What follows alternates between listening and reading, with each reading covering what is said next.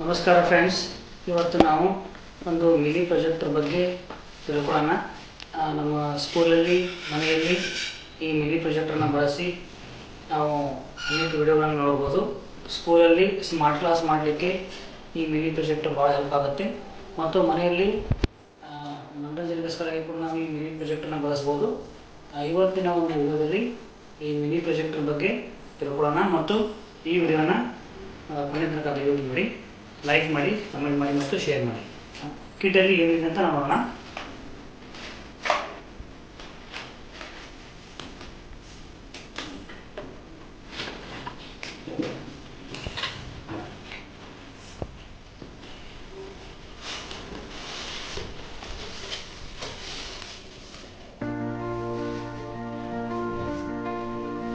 ಈ ರೀತಿ ಥರ್ಮೋಪ್ಲಾಸ್ಟಲ್ಲಿ ಇದು ಬಾಕ್ಸಿಂಗ್ ಆಗಿರುತ್ತೆ. ಇದನ್ನು ಅನ್ಬಾಕ್ಸಿಂಗ್ ಮಾಡೋಣ.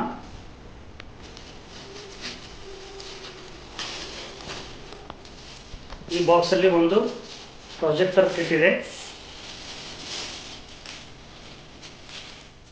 ಒಂದು ಪ್ರೊಜೆಕ್ಟರ್ ಕಿಟ್ ಇದೆ.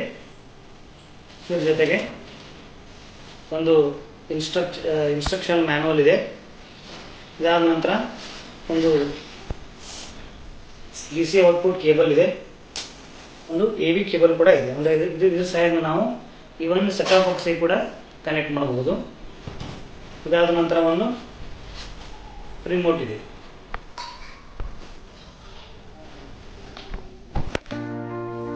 ಇದಕ್ಕೆ ಒಂದು ಲೆನ್ಸ್ ಕವರ್ ಕೂಡ ಇಲ್ಲೇ ಇದೆ. ಇದ್ರ ಜೊತೆಗೆ ಲೆನ್ಸ್ ಅಡ್ಜಸ್ಟ್ಮೆಂಟ್ ನಾವು ಇಲ್ಲಿ ಸ್ಕ್ರೋಲಿಂಗ್ ಮಾಡೋದ್ರ ಮೂಲಕ ಒಂದು ಇಮೇಜ್ ಅನ್ನ ಅಡ್ಜಸ್ಟ್ಮೆಂಟ್ ಮಾಡಬಹುದು. ಇದು ಪವರ್ ಕಾರ್ಡು. ಇದು ಪವರ್ ಕಾರ್ಡ್ ಮೇಲೆ ಇರತಕ್ಕಂಥದ್ದು ಆನ್ ಆ್ಯಂಡ್ ಆಫ್. ಇದು ಆಂಟೆನಾ ಕೇಬಲ್ ಇದೆ. ಇಲ್ಲಿ ನಾವು ಒಂದು ವೇಳೆ ನಮ್ಮ TV ಏನಾದರೂ ಆಂಟೆನಾ ಅಟ್ಯಾಚ್ ಇತ್ತಪ್ಪ ಅಂತಂದ್ರೆ ಆಂಟೆನಾ ಇಲ್ಲಿ ನಾವಿಲ್ಲಿ ಅಟ್ಯಾಚ್ ಮಾಡಬಹುದು.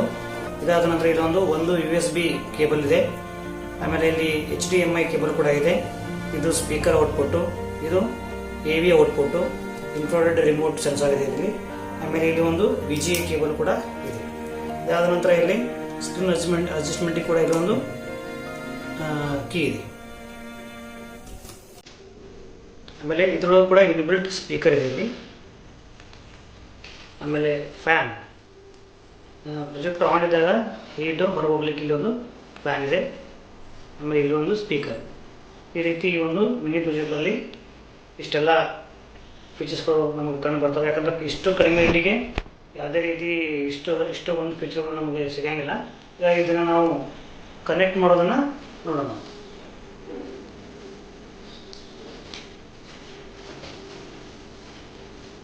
ಪವರ್ ಕಾರ್ಡ್ ಮೊದಲು ನಾವಿಲ್ಲಿ ಈ ಪವರ್ ಸಾಕೆಟ್ಗೆ ಹಾಕಬೇಕು. ಆ ಸ್ವಿಚ್ಚನ್ನು ಮೇನ್ ಸ್ವಿಚ್ಗೆ ಕನೆಕ್ಟ್ ಮಾಡೋದು.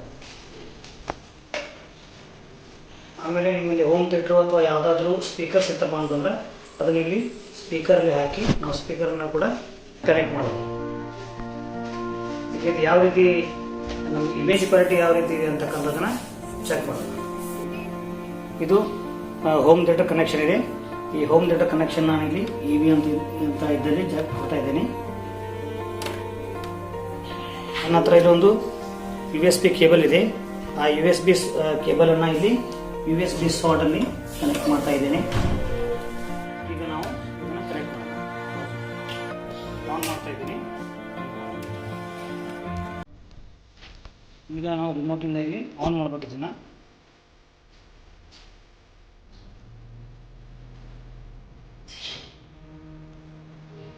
ಇಲ್ಲಿ ನೋಡ್ಬೋದು. ಈಗ ಇಲ್ಲಿ ಪ್ರೊಜೆಕ್ಟರ್ ಆನ್ ಆಗುತ್ತೆ. ನಾವಿದನ್ನು ನಮಗೆ ಎಷ್ಟು ಬೇಕೋ ಅಷ್ಟು ಝೂಮ್ ಮಾಡ್ಕೋಬೋದು.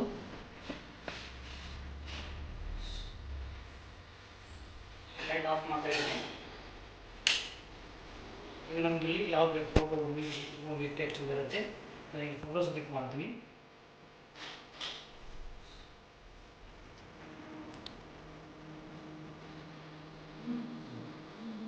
ರೀತಿ photos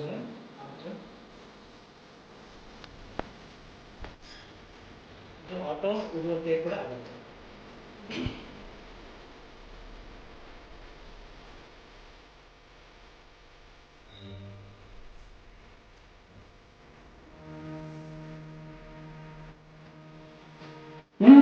cockroach. How does the cockroach breathe? Do they also have lungs similar to us? Let us study how exchange of gases occurs in a cockroach. A cockroach's body is divided into three sections: the head, thorax, and the abdomen. This is the internal structure of the cockroach. It has small openings on the body called spiracles, through which exchanges of gases takes place. ಮಾನವನ ಹೃದಯ. ಈ ಮಾಡ್ಯೂಲ್ನಲ್ಲಿ ನೀವು ಮಾನವನ ಹೃದಯದ ಬಗ್ಗೆ ಅಭ್ಯಾಸ ಮಾಡುವಿರಿ. ನಿಮಗೆ ಈ ಶಬ್ದವು ಸುಪರಿಚಿತವಾಗಿದೆ ಅಲ್ಲವೇ? ಹೌದು, ಇದು ಹೃದಯವು ಬಡಿಯುವ ಶಬ್ದವಾಗಿದೆ. ಹೃದಯವು ಎದೆಯ ಗೂಡಿನ ಎರಡು ಶ್ವಾಸಕೋಶಗಳ ನಡುವೆ ಇದೆ. ನಮ್ಮ ಹೃದಯದಲ್ಲಿ ಎರಡು actually size 120 inch, maximum 120 inch ಇದು ಸ್ಕ್ರೀನ್ ರೆಜಿಸ್ಟ್ರೇಷನ್ ಬರುತ್ತೆ. ಇದ್ರ ಜೊತೆಗೆ ನಾವು ಒಂದು ಸ್ಕ್ರೀನ್ ಕೂಡ ತೊಗೋಬೋದು. ಸ್ಕೂಲಲ್ಲಿ ಅಥವಾ ಮನೆಯಲ್ಲಿ ಆಟೋಮೆಟಿಕ್ ಸ್ಕ್ರೀನ್ ಕೂಡ ತೊಗೋಬೋದು, ಅಥವಾ ನಾವು ಮ್ಯಾನ್ಯಲ್ ಸ್ಕ್ರೀನ್ ಕೂಡ. ಇಷ್ಟು ಈ ಒಂದು ನಮ್ಮ ಮಿನಿ LED ಪ್ರೊಜೆಕ್ಟರ್ ಬಗ್ಗೆ ಇವತ್ತು ನಮಗೆ ಬಿದ್ವಿ. ಇಷ್ಟು ಕಡಿಮೆ ರೇಟಲ್ಲಿ ನಮಗೆ ಮಾರ್ಕೆಟಲ್ಲಿ ಯಾವುದೇ ಸಿಗೋದಿಲ್ಲ. 30-35 ಸಾವಿರ ರೂಪಾಯಿ ಕೊಟ್ಟು ನಾವು ಎಪ್ಸಾನು ಬೇರೆ ಬೇರೆ ಪ್ರೊಜೆಕ್ಟರ್ ತೊಗೋದ್ರಿಂದ ಈ ಒಂದು ಮಿನಿ LED ತೊಗೊಂಡ್ರೆ ಸ್ಕೂಲ್ಗೆ ಮತ್ತು ಮನೆಗಳಿಗೆ ತುಂಬ ಹೆಲ್ಪ್ ಆಗುತ್ತೆ ಅಂತ ಹೇಳ್ಬೋದು. ಸೊ ನಿಮಗೆ ಏನಾದರೂ ಡೌಟ್ಸ್ ಇದ್ದರೆ ಈ ವಿಡಿಯೋದಲ್ಲಿ ಕಮೆಂಟ್ ಬಾಕ್ಸಲ್ಲಿ ಕಮೆಂಟ್ ಹಾಕಿ, ಅದಕ್ಕೆ ನಾನು ಎಷ್ಟು ಸಾಧ್ಯಷ್ಟು ಉತ್ತರವನ್ನು ಕೊಡ್ತೀನಿ.